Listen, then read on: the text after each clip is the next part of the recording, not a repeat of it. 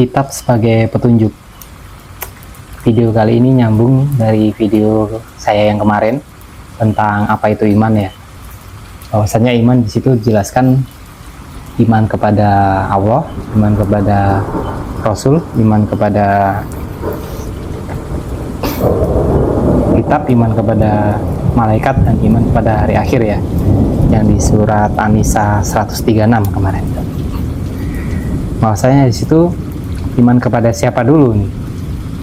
Iman kepada Allah wujudnya tidak terlihat ya.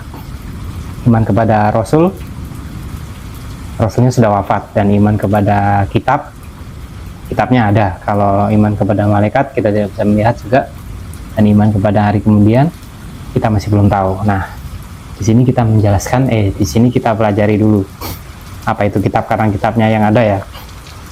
Bahwa kitab adalah sebagai petunjuk. Perlu kita pahami bahwa Al-Quran adalah sebagai petunjuk, bukan sebagai sumpah-sumpahan yang di atas kepala itu ya, yang di pengadilan-pengadilan itu, sumpah di atas kepalanya itu Al-Quran secara fisiknya ya, bentuk mushafnya di atas kepala begini ya. Bahwa di surat Al-Baqarah 185 dijelaskan bahwa bulan Ramadan adalah bulan yang di dalamnya diturunkan Al-Quran.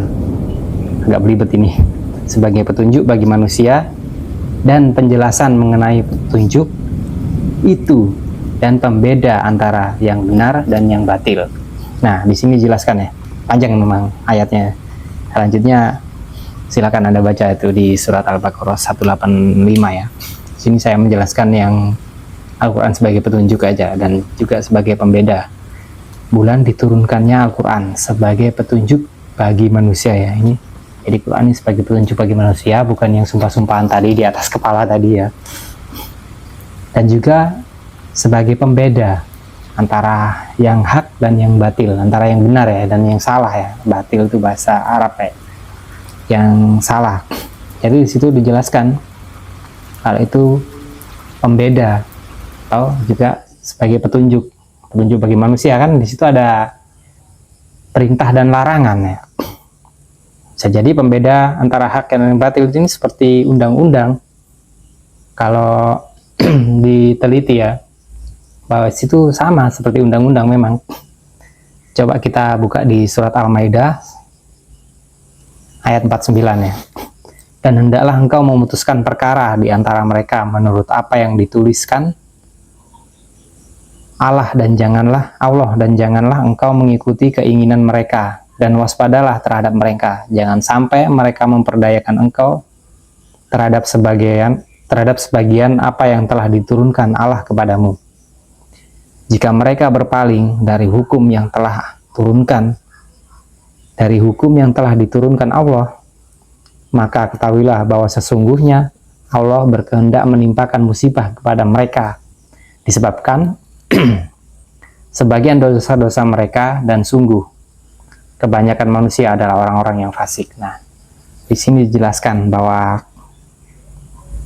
di surat Al-Maidah ayat 49 itu bisa memutuskan perkara ya di antara mereka ya, untuk menyelesaikan suatu perkara. Berarti ini termasuk hukum ini, undang-undang ini.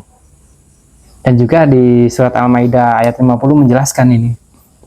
Kalaunya hukum ini, hukum yang paling baik, ya melalui undang-undang ini, yang di Al-Quran ini, yang tadi disebutkan ya. Yang tadi saya sebutkan ya. Bahwa di situ adalah bisa membedakan mana yang benar, mana yang salah. Ini saya bacakan di surat Al-Maidah ayat 50 ya. Apakah hukum jahiliyah yang mereka kehendaki?